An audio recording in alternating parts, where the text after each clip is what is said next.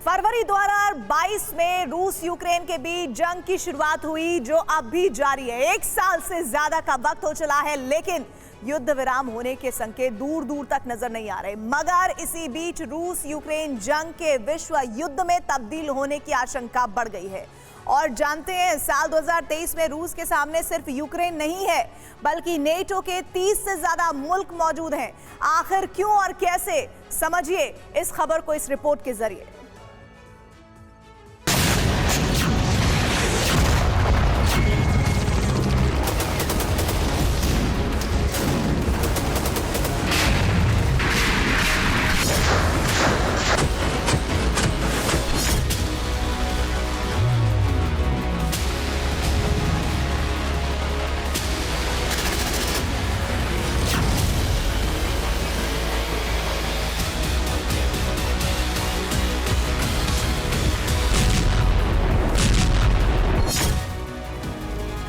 रूस के खिलाफ नेटो देशों के राष्ट्राध्यक्षों की राउंड टेबल मीटिंग, महामुलाकात और वॉर जोन में घेराबंदी लगातार जारी है।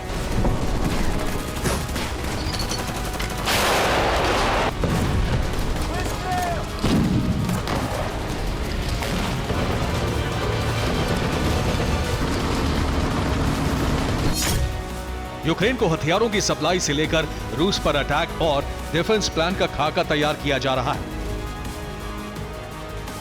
मगर रूस यूक्रेन युद्ध में नेटो की यही दखलंदाजी जल्द ही विश्व युद्ध में तब्दील हो सकती है।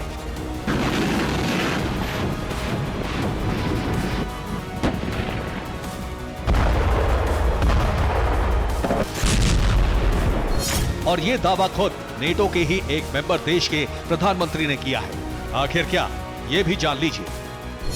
अब तक नेटो देश यूक्रेन को हथियारों की डिलीवरी कर रहे थे, मगर अब जंग में नेटो अपनी सेना भी उतार सकता है। इस पर लगातार नेटो देशों में बातचीत जारी है। अगर ऐसा हुआ तो यकीनन थर्ड वर्ल्ड वॉर अब दूर नहीं। हंगरी के प्रधानमंत्री विक्टर ओरबान ने यह दावा यूं ही नहीं किया। दरअसल इसके पीछे की वजह है यूक्रेन और नेटो को लेकर रूस की आक्रामकता। दरअसल पुतिन पहले ही साफ कर चुके हैं कि अगर नेटो ने यूक्रेन को हथियारों की सप्लाई न रोकी, अगर नेटो के देशों की यूक्रेन क्राइसिस में दखलंदाजी बंद ना हुई, तो पुतिन यूक्रेन के साथ साथ नेटो पर भी हमला करने से नहीं चूकेंगे। जो हश्र यूक्रेन का हुआ है, उससे भी भयावह हालात नेटो देशों के होंगे।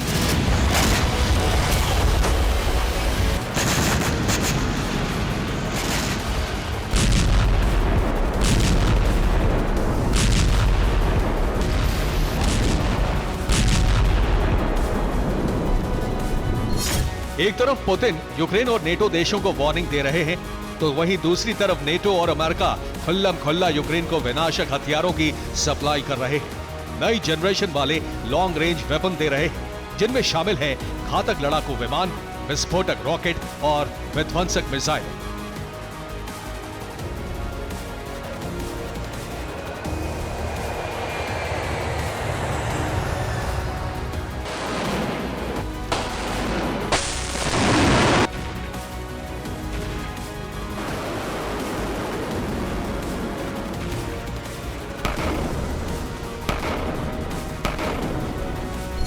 दरअसल साल 2023 में यूक्रेनी सेना को पश्चिमी देशों से जो हथियार मिल रहे हैं, वो पहले से ज्यादा विनाशक हैं। जमीन से लेकर आसमान तक डेडली प्रहार करने की ताकत रखते हैं। मसलन ब्रिटेन जल्द ही यूक्रेन को पहली लॉन्ग रेंज मिसाइल देने वाला है। इसके अलावा यूक्रेन को स्टॉर्म शैडो क्रूज मिसाइल भी दी जाएगी। यूक्रेन को जल्द ही ब्रिटेन और इटली F-16 लड़ाकू विमान देंगे।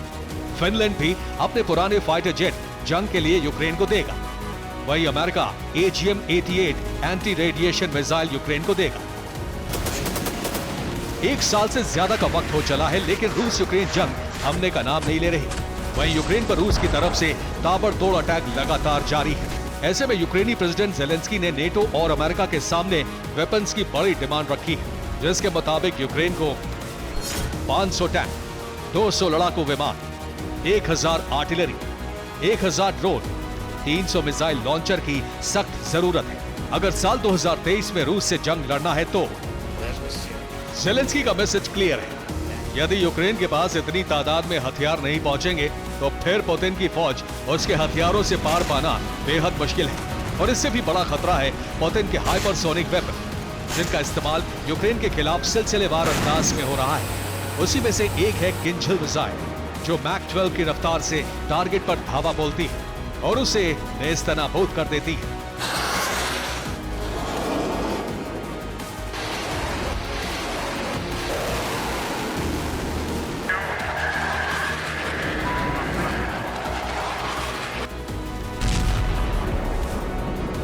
अब आपको इस मिसाइल की खासियत और ताकत बताते हैं, जो इसे दुनिया का सबसे विध्वंसक हथियार बनाती है।